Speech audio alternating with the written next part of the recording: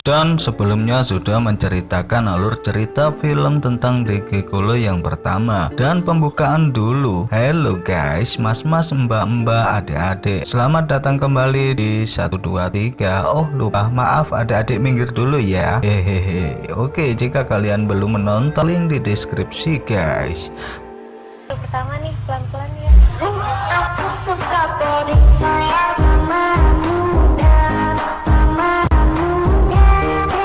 Dan apabila sudah menonton yang pertama, yuk langsung saja kita plototin video yang kedua ini guys. Di awal film disambut sosok si Fang lagi, dan sekarang ia sudah kaya raya juga, dan ia ternyata sudah putus dengan si Choli. Maksud saya si Choli. Dan pokoknya ia jadi orang kaya dan mempunyai bisnis sendiri guys. Kayaknya jadi artis apa saja, si Fang tetap masih jadi gigolo. Dengan tarif yang sangat tinggi, ia juga kepikiran pengen berhenti jadi pekerjaan itu guys. Hai guys, nyatanya hidup gak kayak drama Korea. Jan, ini Nyatanya pas di kantong, tapi yang nggak pas basah juga, tapi yang nggak usah dimasukin. Jangan pindah ke channel sebelah dulu dong, nonton dulu ini sampai habis. Scene berganti, si Fang menemui seorang wanita bernama Monica.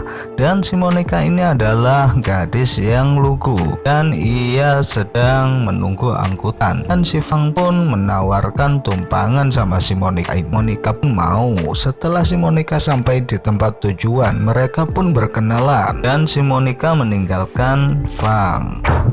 Saat masuk ke apartemennya, pacarnya pun langsung menyuruh si Monica masak. Dan pacarnya ini adalah seorang pengangguran kelas berat. Dia juga suka foya-foya dan habisin duit si Monica cuma buat berjudi. Pacarnya ini pun langsung menggeledah dan mengambil uang si Monica, dan langsung percaan Monica tiduran, ia menemukan kancurut segitiga di kasurnya. Anjir tuh pacarnya. Esokan harinya, si Monica dan temannya bernama Susi telah menyelesaikan syuting bareng. Seorang pun datang memanggil Susi, yaitu bernama Zitung.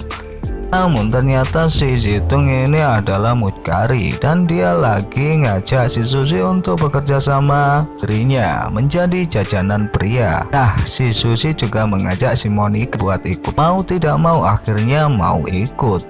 Singkat cerita, Monica pun ikut. Dan ia dipesan mau dilahap dengan orang-orang di situ. Dia nggak mau dan ia menolaknya. Si Monica pun bertemu dengan Fang di kapal. Mereka ngobrol-ngobrol ngalor ngidul guys. Saat enak-enak ngobrol, ada pesan dari HP-nya si Monica. Katanya ibunya sedang pingsan dan harus masuk ke rumah sakit. Nah, si Fang ini baik dan mau mengantar Monica, mencatat nomor HP-nya. Sisi lain, Monica angkat bicara sama saudaranya untuk membicarakan ibunya yang sakit. Tapi saudara-saudaranya ini nggak peduli dan memilih untuk pergi saja. Akhirnya cuma si Monica yang menunggui ibunya saat ini. Singkat cerita, Monica balik apartemennya. Ia mendengar suara desahan seorang wanita yang ternyata itu adalah pacarnya yang sedang dinaiki menara tumpulnya sama wanita lain guys.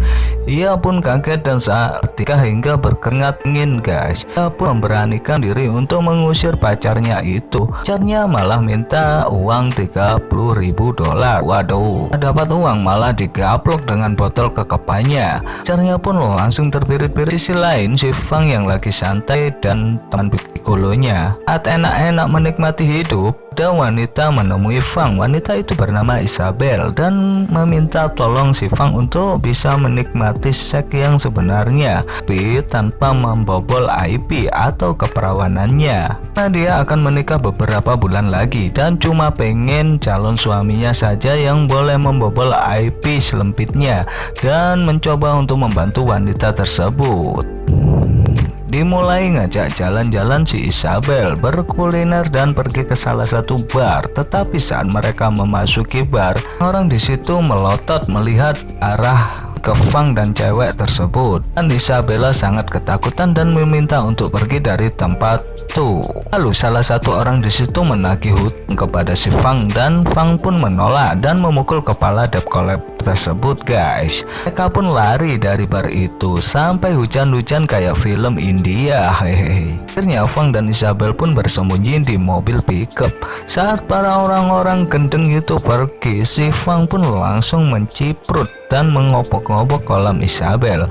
Isabel benar-benar agak mabok. Oke, lanjut saat melakukan adegan panas dengan berkeringat di tengah derasnya hujan membasahi selakangan Isabel guys.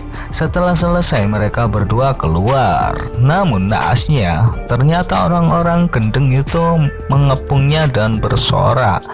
Ternyata semua itu adalah kelakuan si Fang dengan sengaja melakukan seperti itu agar si Isabel ini libidonya naik dan ngecerit guys dikit. Singkat cerita, saat Fang lagi santai lagi, ternyata si Suzy sudah dapat gebetan baru, yaitu temannya si Fang. Dan ia pun kedatangan tamu, dan tamu tersebut ternyata Monica. Si Monica bercerita bahwa ia ingin jadi jajanan, ingin semua pria memperebutkan untuk membelinya. Saat itu juga meminta si Fang untuk mengajari bagaimana berhubungan bercocok tanam dengan baik dan benar. Sifat nih kayaknya. Cerita saat mereka berdua berolahraga, tampaknya si Monica mencuri pandang pada si Fang dan memiliki rasa kayaknya. Monica pun sudah belajar banyak dari si Fang, pun menanyakan soal latihan mendesahnya. Lalu si Monica memperlihatkannya. Ia mendesah sampai si Fang malu dan mau pergi guys. Orang di tempat tersebut melihat mereka, bahkan Koki pun iya juga. Setelah pulang, si Monica pun sangat senang dan bahagia ada di samping Fang. Saat ia mau menciumnya, si Fang malah tak menghiraukannya dan Monica pun langsung turun dengan alasan ada sesuatu yang lupa dibeli. Ia pun melihat Fang pergi dengan penuh penyesalan. Cerita Monica ke rumah si Fang. Saat sudah sampai rumahnya, ia melihat seorang wanita masuk bernama si Fang. Pun langsung terdiam. Wanita tersebut ternyata adalah Isabel. Isabel datang hanya untuk meminta cerot sama si Fang. Tak tahan, si Isabel memaksa si Fang guys. Esokan harinya di tempat ngerumpi tetangga sebelah tak ada yang memilih jajanan wanita karena bentuk dan motifnya itu-itu saja dan membuat orang bosan guys. Pun pergi ke tempat lain. Saat sampai menemukan cewek yaitu si Monica dan langsung cekcerot selakangannya. Setelah selesai, si Monica benar-benar menjadi anggun dan pria ini bercerita kepada teman-teman sosoknya. Si Monica benar-benar my trip, my adventure pastinya. Monica mulai kebanjiran pesanan lapis selakangannya oleh pria-pria hingga diajak jalan-jalan ke Eropa. Cerita si Suzy dan pacarnya mau membeli rumah, tapi uang yang mereka punya tidak cukup untuk membeli rumah tersebut. Lalu karena mereka berdua adalah sama-sama jajanan pasarnya, mereka pun menawari jasanya ke si sales untuk mendapatkan uang tambahan.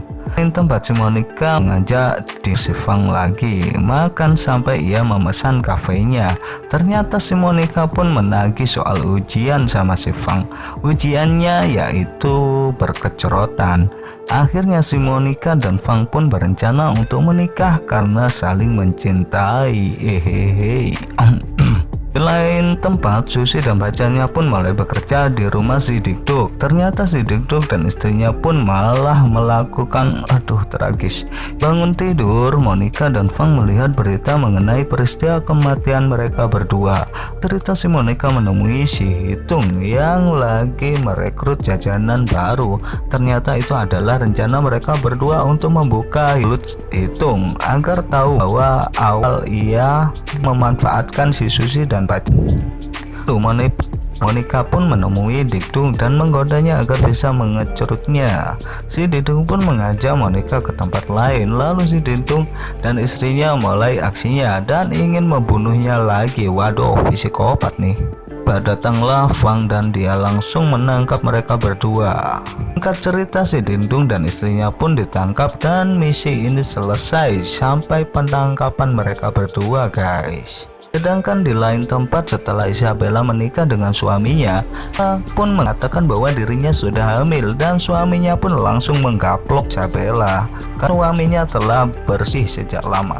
Di tempat, Fang dan Monica sedang melaksanakan pernikahan dengan bahagia. Fang lagi santai, suami Isabel pun datang dan menyuruh anak buahnya untuk membunuh si Fang dengan tragisnya, guys.